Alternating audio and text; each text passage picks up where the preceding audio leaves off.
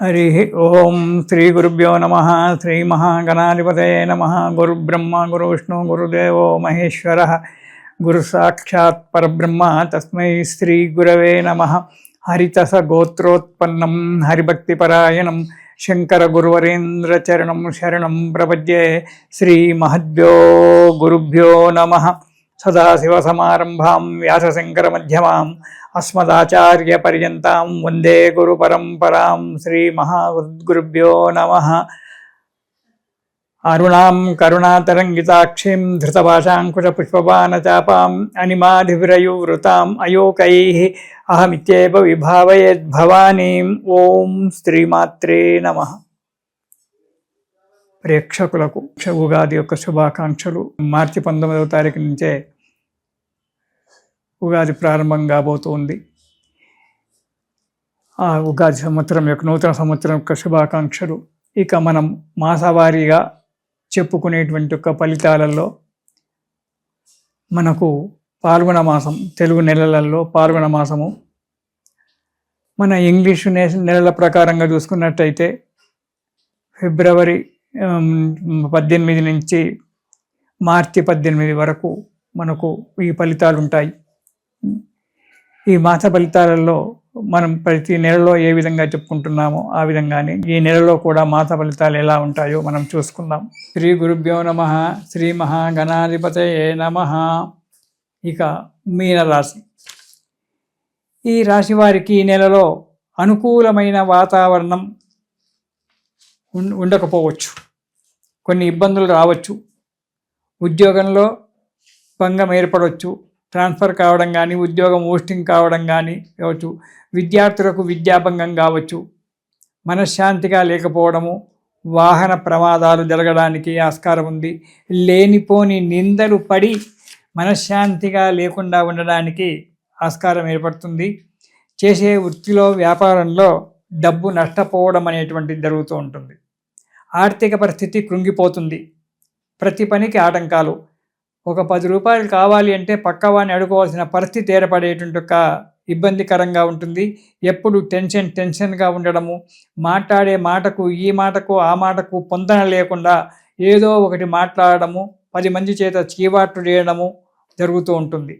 గృహమునందు దేనికి తోడు ఇంట్లో ఉన్న భార్యాబిడ్డలకు కానీ, తల్లిదండ్రులకు కానీ అనారోగ్యాలు ఏర్పడము, దానివల్ల డబ్బు నష్టపోవడము, దానివల్ల ఇటు మీకు బయట పోరు ఇంటా పోరు వల్ల మానసికమైన ఆనందం లేకపోకుండా చీకు చింతలతో ఎప్పుడు కాలం గడపవలసి వస్తుంది ఈ నెల రోజులు. ఇక మొదటి వారం అనారోగ్యంగానే ఉంటుంది. ఆరోగ్యం సహకరించదు. అనవసరమైనటువంటి యొక్క బంధు విరోధాలు. బంధువులు వచ్చినప్పుడు వాళ్ళతో మాట్లాడుతుంటాం. వాళ్ళకి కోపం రావచ్చు, మనకి కోపం రావచ్చు. చిలికి గాలివానలాగా అయ్యి విరోధాలు ఏర్పడడం జరుగుతుంది. అధికమైనటువంటి ఒక డబ్బు ఖర్చు అవుతుంది. తర్వాత ప్రతి కార్యంలో ఆటంకాలు ఏర్పడడం అనేటువంటి జరుగుతూ ఉంటుంది. మనస్సు ఎప్పుడు కూడా ప్రశాంతంగా ఉండదు. ఏదో ఒకటి సమస్య వచ్చి మనసులో కూర్చోవడము, దాని గురించి బాధపడుతూ ఉండడము అనేటువంటి జరుగుతూ ఉంటుంది మొదటి వారంలో. ఇక రెండవ వారం కూర్చుకున్నట్టయితే ప్రతి చిన్న విషయానికి కలహాలు రావడము. ఎవరితో మీరు మాట్లాడినా కలహాలం. ఈ దారి మంచిది కాదు, ఇంకో దారి వెళ్ళాలంటే చెప్పడానికి నీవెవడని వాడు ఎదుటివాడు కలహాలకు దిగడము, పోట్లాడము జరుగుతుంటుంది. కాబట్టి జాగ్రత్తగా, మౌనం ఎక్కువగా చాలా మంచిది. అధికమైనటువంటి ధన వ్యయం, డబ్బు ఎక్కువగా ఖర్చు అవుతుంది.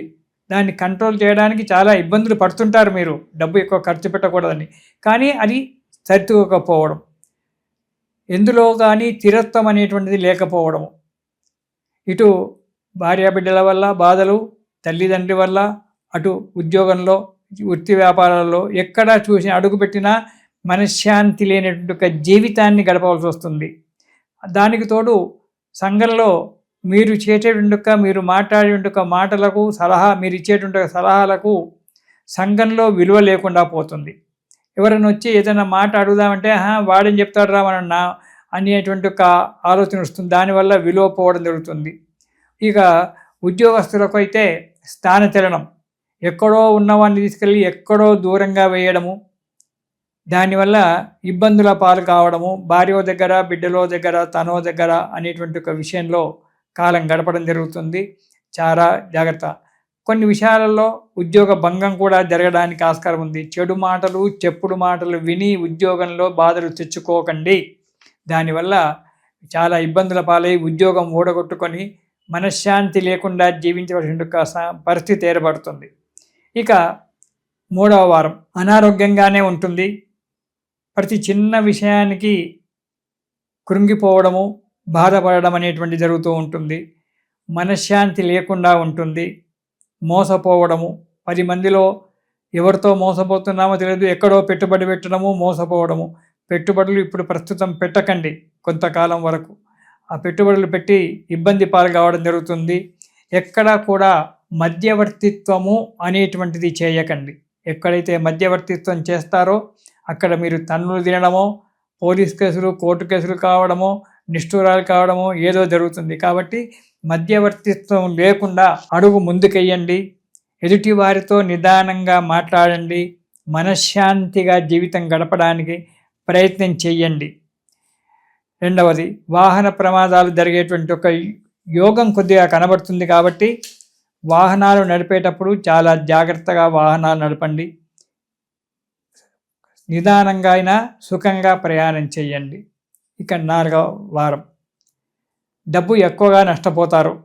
ఈ నెలలో 4వ వారంలో ఏదో పెట్టుబడి పెడదామని డబ్బు పెట్టి అక్కడ మోసపోతారు. ఆ డబ్బంతా పోతుంది. దానివల్ల బాధపడడం జరుగుతుంది.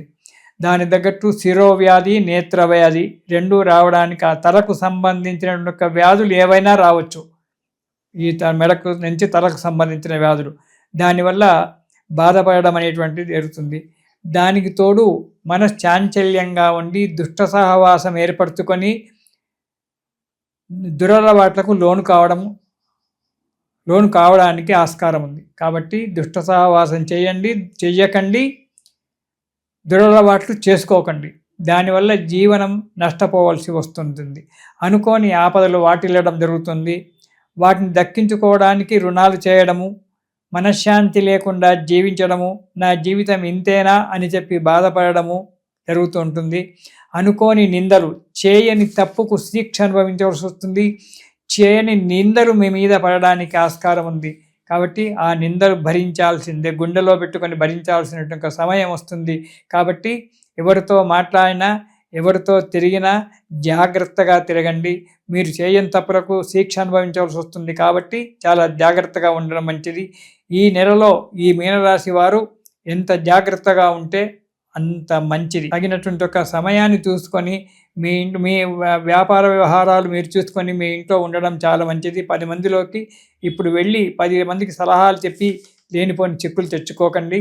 ఈ రాశివారు లక్ష్మీ నృసింహ కరావలంబ స్తోత్రము అనేటువంటి దాన్ని ప్రతిరోజు కూడా పారాయణం చేసినట్టయితే ఈ నెలలో ఈ మీనరాశి వారు అడుగు ముందుకు వేసి తమ జీవితాన్ని సుఖంగా సంతోషంగా ఉంటారు.